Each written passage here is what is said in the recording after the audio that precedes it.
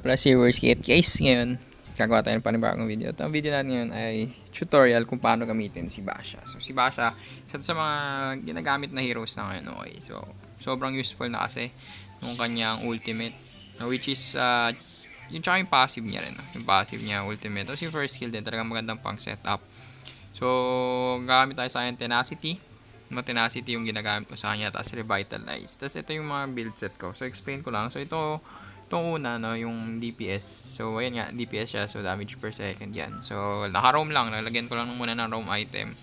So, tapos, ayan na, i-build ko makakasunod. Kung kailangan lang damage talaga. Pero, ang tanky talaga kailangan itong second build natin. So, mas okay to. Kasi meron siyang courage bulwark. So, very useful talaga siya kapag may team fight. So, ito na nga, pili tayo ng hero. So, ayan. Like Esmeralda yan.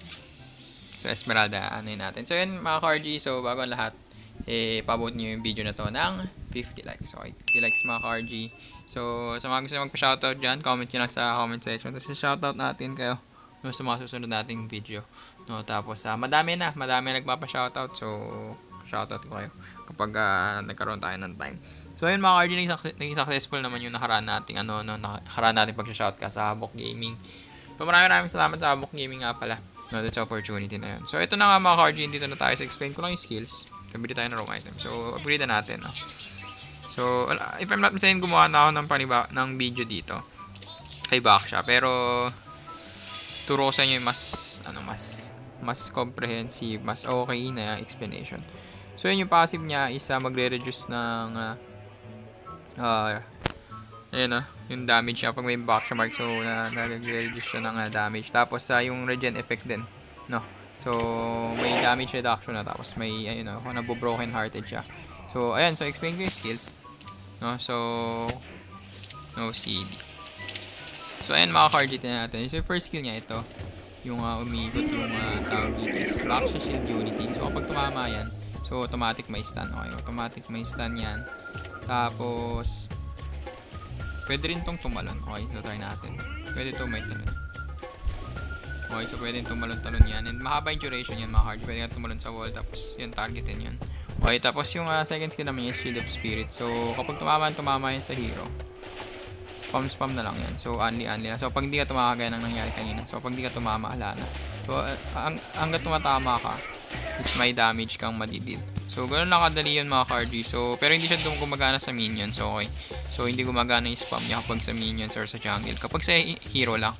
No, so, yung ultimate niya, which is the Tortoise Pusans, which is very mahapde. So, lagay tayo dito ng mga normal bot.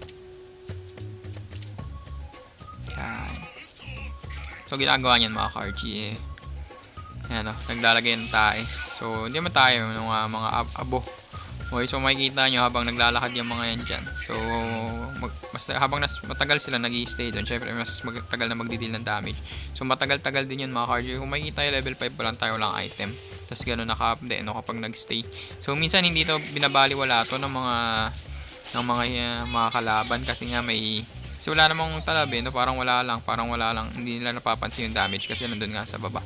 Pero, hindi nila alam, mahapdi pala talaga. Sobrang hapdi niyan. So, mapapansin yung mga KRG. Wala pa tayong item na. Although, 46 na siya. Pero, sobrang tagal ng duration niya. And aside from that, may movement speed din to.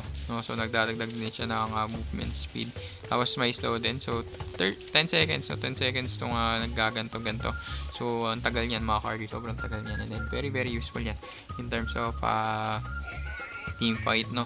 So, pwede siyang pang set dito. So, ang combo dito is most probably first skill lang. So, first skill, second, tapos, yun na. Click mo lang yung ulti para habang tumatakbo. Alam yun, nagdi-DPS ka, tapos nag-i-spam pa ng second skill. So, sobrang hapdi niya talaga. Tapos, sobrang compliment pa. Sobrang compliment ng revitalize sa kanya. For example, nangingalo buhay mo. No? So, pwede kang umikot-ikot dun sa revitalize mo.